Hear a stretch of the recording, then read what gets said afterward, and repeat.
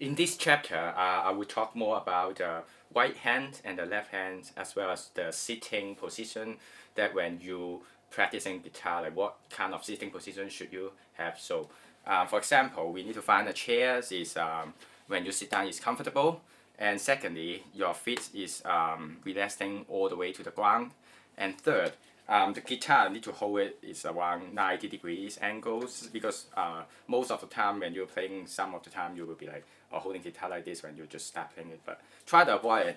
Keep it 90 degrees nicely against your legs.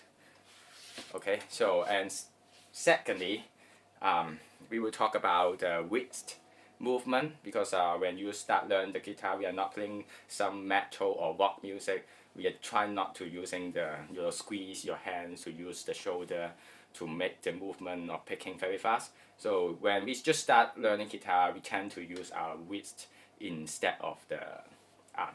So we use the pick, or not using the pick, just fingering or just doing some downstroke, we tend to use our wrist movement instead of the arm. So when we have the position how to hold the guitar, we need to relax our shoulder, because some of the guitar, the body is very big.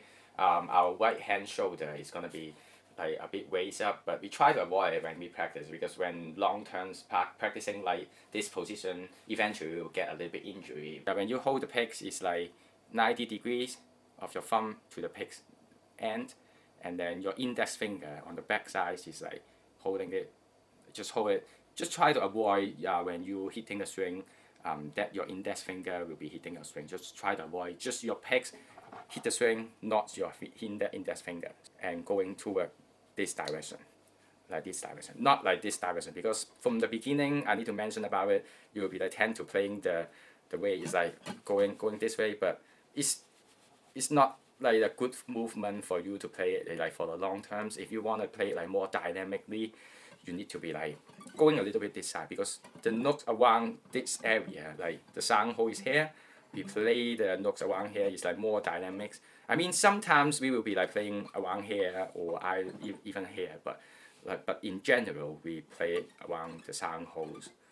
It's a good idea when you just start learning guitar to get yourself a thumb pick. It just feel punk. So for the finger style part, the thumb we usually like take care of first three string, like the first three lowest string or thickest string, only three of them, and the rest of the finger is take care of the lighter strings, right?